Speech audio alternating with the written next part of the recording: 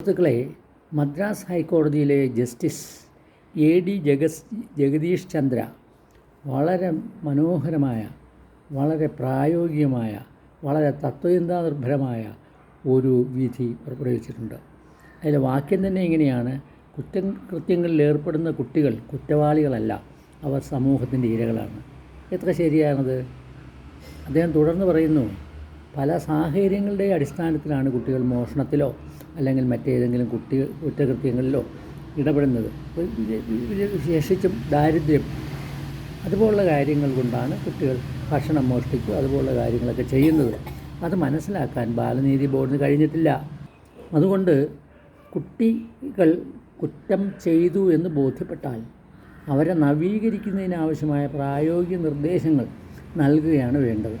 അത് പ്രാവർത്തികമാക്കുകയും വേണം. ബാലനീതി ബോർഡ് ഉണ്ടായത് തന്നെ, അല്ലെങ്കിൽ അത് രൂപപ്പെടുത്തിയത് തന്നെ ഈ കാര്യങ്ങൾക്ക് വേണ്ടിയാണ്.